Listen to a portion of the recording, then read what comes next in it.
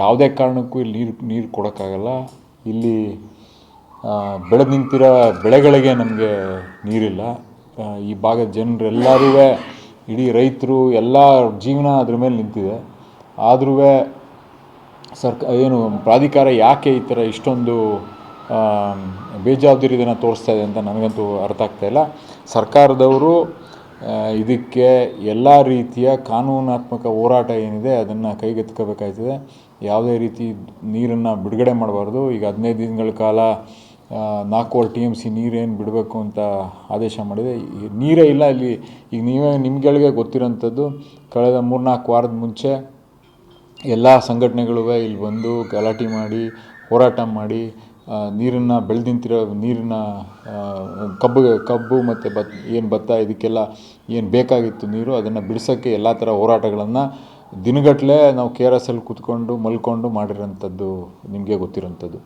ಬರೀ 2 ಅಡಿ 3 ಅಡಿ ಬಿಡಿಸ್ಕೊಳ್ಳೋಕ್ಕೋಸ್ಕರನೇ ಇಷ್ಟು ಹೊಡೆದಾಡ್ತಾಯಿದ್ದೀವಿ. ಇದನ್ನು ಇಷ್ಟನ್ನೆಲ್ಲ ಕೊಡಬೇಕು ಅಂದರೆ ನನಗೆ ಇಲ್ಲಿ ತನಕ ನಂಗೆ ಅರ್ಥ ಆಯ್ತಲ್ಲ. ಪ್ರತಿ ವರ್ಷವೂ ಇದೇ ಥರ ಸಮಸ್ಯೆ. ಕಳೆದ 2015 ಇಸ್ವಿಯಿಂದ 17-18 ವರ್ಷ ನಮಗೆ ಬರ ಅಂತ ಡಿಕ್ಲೇರ್ ಮಾಡಿದ್ದಾರೆ. ಯಾವಾಗಲೂ ಇದೇ ಥರ ಸಮಸ್ಯೆ. ಪ್ರತಿ ಸತಿ ಇವ್ರಿಗೂ ನನಗೆ ಅರ್ಥನೇ ಆಯ್ತಾಯಿಲ್ಲ. ಗ್ರೌಂಡ್ ರಿಯಾಲಿಟಿ ಅರ್ಥ ಮಾಡ್ಕೊಂಡು ಯಾಕೆ ಅವರು ಆದೇಶನ ಓಡಿಸ್ತಾರೆ. ಘೋಷಣೆ ಮಾಡಿ ಅಂತ ಎಲ್ಲ ರೈತರು ಹೋರಾಟ ಮಾಡ್ತಾ ಇದ್ದಾರೆ. ಬರ ಘೋಷಣೆ ಮಾಡಿ ಅಂತ. ನಮ್ಮಲ್ಲಿ ನೀರಿಲ್ಲ, ಬಟ್ ಅವ್ರು ತಮಿಳುನಾಡಿನವರು ಬೆಳೆಗಳಿಗೆ ನೀರು ಕೊಡ್ತಾ ಇದ್ದಾರೆ. ಎಕ್ಸಾಕ್ಟ್ಲಿ. ಇಲ್ಲಿ ನಮಗೆ ಜಾನುವಾರುಗಳಿಗೆ ಕುಡಿಯೋಕ್ಕೆ ನೀರು ಕೇಳ್ತಾ ಇದ್ದೀವಿ. ಅಲ್ಲಿಂದನೂ ಕುಡಿಯೋಕ್ಕೆ ಕೆರೆ ಕಟ್ಟೆಗಳು ನೀವು ಹೋಗಿ ನೋಡಿದ್ರೆ ಎಲ್ಲೂ ಕೆರೆ ಕಟ್ಟೆಗಳಲ್ಲಿ ನೀರಿಲ್ಲ. ಅದ್ರ ಜೊತೆಗೆ ಇಲ್ಲಿಂದ ನೀರನ್ನ ಬೆಳೆಗಳಿಗೆ ಕೇಳ್ತಾ ಇದ್ದಾರೆ. ಸೊ ಅದೇ ನಾನು ಹೇಳ್ತಾ ಇದ್ದೇನೆ, ಗ್ರೌಂಡ್ ರಿಯಾಲಿಟಿ ಏನು ಹೇಳಿದ್ನಲ್ಲ ಇದನ್ನೇ ನಾನು ಕೇಳ್ತಾ ಇರೋದು. ಗ್ರೌಂಡ್ ರಿಯಾಲಿಟಿ ಕುಡಿಯೋಕ್ಕೆ ನೀರಿಲ್ಲ ಅಂದರೆ ಅಲ್ಲಿ ಬೆಳೆಗಳಿಗೆ ನೀರು ಕೇಳ್ತಾ ಇದ್ದಾರೆ ಅಂದರೆ ಅದನ್ನು ಅರ್ಥ ಮಾಡ್ಕೊಂಡು ನಮಗೆ ಅದು ಹೆಂಗೆ ಪ್ರಾಧಿಕಾರದವರು ಆದೇಶ ಮಾಡಿದ್ದಾರೆ ಅನ್ನೋದು, ಅಥವಾ ನಾವು ಅದೇ ಆ ಡೀಟೇಲ್ಸ್ನ ಕೊಡೋದ್ರಲ್ಲಿ ವಿಫಲರಾಗಿದ್ದೀವ, ಅಥವಾ ನಮಗೆ ಅವ್ರುಗಳು ಬಂದು ಇಲ್ಲಿ ಡೀಟೇಲ್ಸ್ ನೋಡ್ತಾ ಇಲ್ವಾ? ಯಾಕೆಂದರೆ ಪ್ರತಿ ವರ್ಷವೂ ಇದೆ. ಅವ್ರು ಆದೇಶ ಮಾಡ್ತಾರೆ, ನಾವು ಇಲ್ಲ ಅಂತೀವಿ. ಇಲ್ಲಿ ಆ್ಯಕ್ಚುಲಿ ಆದೇಶ ಮಾಡಿದಾಗ ಕೊಡಕ್ಕೆ ಆಗದೇ ಇರೋ ಪರಿಸ್ಥಿತಿಯಲ್ಲಿದ್ದಾಗ ಆದೇಶ ಮಾಡ್ತಾರೆ. ಅದನ್ನೇ ಈಗ ಅದಕ್ಕೋಸ್ಕರ ಈ ಪ್ರಾಧಿಕಾರ ರಚನೆ ಆಗಿರೋದು. CWRC CWMA ಇರೋಂಥದ್ದು. ಅವರು ಅಟ್ಲೀಸ್ಟ್ ನ್ಯಾಯ ದೊರಕಿಸ್ಕೊಡ್ಬೇಕಲ್ಲ. ಅವ್ರು ಅರ್ಥ ಮಾಡ್ಕೊಂಡು ಇದನ್ನು ಆದೇಶನ ಕೊಡಬೇಕಾಯ್ತದೆ. ಬಟ್ ಅದನ್ನು ಮಾಡ್ತಾಯಿಲ್ಲ. ಇದನ್ನ ಸರ್ಕಾರಕ್ಕೆ ಡೈರೆಕ್ಟಾಗಿ ನಾವು ಯಾವುದೇ ಕಾರಣಕ್ಕೂ ಕೊಡೋಕ್ಕಾಗಲ್ಲ. ಒಂದು, ನೀರನ್ನು ತಮಿಳ್ನಾಡಿಗೆ ನೀರು ಬಿಡೋಕ್ಕಾಗಲ್ಲ. ಎರಡನೇದು, ದೊಡ್ಡ ಮಟ್ಟದಲ್ಲಿ ಏನು ಹೋರಾಟ ಮಾಡಬೇಕು ನ್ಯಾಯಯುತವಾಗಿ ಅದನ್ನು ಹೋರಾಟನ ಹಮ್ಮಿಕೊಳ್ಳಲೇಬೇಕಾಯ್ತದೆ.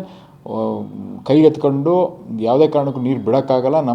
ನಮ್ಮ ರಾಜ್ಯದ ರೈತರನ್ನು ಉಳಿಸ್ಕೊಳ್ಳೋಕ್ಕೆ, ಅವರ ಬೆಳೆದು ನಿಂತಿರೋ ಬೆಳೆಗಳಿಗೆ ನೀರನ್ನು ಕೊಡ್ಸೋಕ್ಕೆ, ಇಲ್ಲಿ ಜಾನುವಾರುಗಳಿಗೆ ಕುಡಿಯೋಕ್ಕೆ ನೀರಿಗೆ ವ್ಯವಸ್ಥೆ ಮಾಡಿಕೊಡೋಕ್ಕೆ ಎಲ್ಲ ಥರ ಹೋರಾಟಗಳನ್ನು ಮಾಡಲೇಬೇಕಾಗ್ತದೆ. ಸರ್ಕಾರ ಎಲ್ಲಿ ವಿಫಲ ಆಗ್ತಾ ಇದೆ ಅಂತ ಅನಿಸುತ್ತೆ ಸರ್? ಇನ್ಫಾರ್ಮೇಷನ್ ಕೊಡೋದ್ರಲ್ಲಿ ಏನಾದರೂ ವೀಕ್ ಆಯ್ತಾ ಇದೀವಿ ಅನ್ನೋದು ನನಗೆ ಅರ್ಥ ಆಯ್ತಲ್ಲ. ಯಾಕೆಂದರೆ ಕಳೆದ ಹೋದ ವರ್ಷ ಅಲ್ಲ, ಅದರಿಂದ ವರ್ಷ ನಾವುಗಳೂ ಕೋರ್ಟ್ಗೆ ಕೇಸ್ ಸಬ್ಮಿಟ್ ಮಾಡಿದ್ವಿ ಇದ್ರ ಪ್ರಕಾರನೇ. ಸೊ ಇನ್ನೂ ಅಲ್ಲಿ ಡೀಟೇಲ್ಸ್ ಯಾಕೆ ಅವ್ರಿಗೆ ಅರ್ಥ ಆಯ್ತಲ್ಲ. ನಾನು ಕೇಳಿದಾಗ ಅಲ್ಲಿಯವರೇ ಇಲ್ಲಿದ್ದಾರೆ, ಎಲ್ಲ ಮಾನಿಟ್ರ್ ಮಾಡ್ತಾರೆ, ಎಲ್ಲ ಎಷ್ಟೆಷ್ಟು ನೀರು ಬಿಡ್ತಾರೆ ಏನು ಅಂತಂತ. ಬಟ್ ಇಲ್ಲಿಯವರು ಅವ್ರಿಗೆ ಸರಿಯಾಗಿ ಮಾಹಿತಿ ಕೊಡ್ತಾ ಇಲ್ವ ಅನ್ನೋದು, ಯಾವ ಮಾನದಂಡದ ಮೇಲೆ ಅವರು ಕೊಡಬೇಕು ಅಂತ ಇದ್ದಾರೆ. ಕುಡಿಯೋಕ್ಕೆ ನೀರು ಕೇಳ್ತಾ ಇದ್ದೀವಿ, ಅಲ್ಲಿ ಬೆಳೆಗೆ ನೀರು ಕೇಳ್ತಾ ಇದ್ದಾರೆ. ಸೊ ಇದು ಎರಡು ಆ್ಯಡಪ್ ಆಗಿಲ್ಲ ಅದು. ಈಗ ಇಲ್ಲಿ ನಮಗೆ ಕುಡಿಯೋಕ್ಕೆ ನೀರಿಲ್ಲ ಅಂತ ಈಗ ಮೂರು ವಾರ ಮುಂಚೆ ನಾವು ನೀರು ಕೇಳೋಕ್ಕೆ ಹೋದಾಗ ನಾವು ಬರೀ ಲೀಕೇಜ್ ನೀರು ಬಿಡಿ ಅಂತ ಕೇಳಿದ್ವಿ. ಲೀಕೇಜ್ ನೀರು ಬಿಟ್ಟರೆ ನಮಗೆ ದನಗಳಿಗೆ ಕರಿಗಳು ಕುಡಿಯೋಕ್ಕೆ ಸಾಧ್ಯ ಕಾಲುವೆಗಳಲ್ಲಿ ಅನ್ನೋದಕ್ಕೂ ಅಷ್ಟೇ ಕೇಳ್ತಾರೆ. ನಾವೇನು ಬೆಳೆಗಳಿಗೆ ಕೇಳಿರಲಿಲ್ಲ ಫಸ್ಟು. ಅದನ್ನಾದರೂ ಬಿಡಿ ಅಂತ. ಲೀಕೇಜ್ ನೀರು ಬಿಟ್ಟರಾದರೂ ಅಂಥ ಪರಿಸ್ಥಿತಿ ಇರ್ಬೇಕಾದ್ರೆ ಪುನಃ ಪದೇ ಅದನ್ನೇ ಹೇಳ್ತಾ ನಿಂತ್ಕೊಳ್ಳೋದಲ್ಲ. ಅದು ಹೆಂಗೆ ನನಗಿನ್ನೂ ಕನ್ಫ್ಯೂಷನ್ ಇದೆ. ಓಕೆ, ಪ್ರಶ್ನೆನೇ ಇಲ್ಲ. ಎಲ್ಲ ಹೋರಾಟಕ್ಕೆ ರಸ್ತೆಗೆ ಧುಮುಕಬೇಕು. ಪ್ರತಿಯೊಬ್ಬರೂ ಎಲ್ಲರೂ ಈ ನೀರನ್ನ ಬಿಡೋಕ್ಕಾಗಲ್ಲ ಅಂತ ದೊಡ್ಡ ಮಟ್ಟದಲ್ಲಿ ಧ್ವನಿ ಎತ್ತಲೇಬೇಕಾಗತ್ತೆ. ಏನು ನಾನು ಸುಳ್ಳು ಹೇಳ್ತಾ ಇಲ್ವಲ್ಲ. ಗ್ರೌಂಡ್ ರಿಯಾಲಿಟಿ ಪ್ರಕಾರ ಇಲ್ಲಿ ನೀರಿಲ್ಲ ಕುಡಿಯೋಕ್ಕೆ, ನಾವು ನೀರು ಕೊಡೋಕ್ಕಾಗಲ್ಲ ಅಷ್ಟೇ. ಅವರಂತೂ ಇಳಿಲೇಬೇಕು. ಈಗ ಇಲ್ಲಿ ತಗೊಂಡೋಗಿ ನೀರಿಲ್ಲ ಅಂತ ಹೇಳಿದ್ರೆ ಅವ್ರು ನೀರು ಸಿಗಲ್ಲ. ಬೆಂಗಳೂರವರು ಇಳಿಬೇಕು. ಎಲ್ಲ ಯಾರ್ಯಾರು ಡಿಪೆಂಡ್ ಆಗಿದ್ದಾರೆ ಈ ಭಾಗದ ಏನು ನೀರಿಗೆ ಅವು ಎಲ್ಲರೂ ಈ ಪಕ್ಷಾತೀತವಾಗಿ ಪ್ರತಿಯೊಬ್ಬರೂ ಇದನ್ನು ವಿರೋಧ ಪಡಿಸ್ಬೇಕಾಗತ್ತೆ.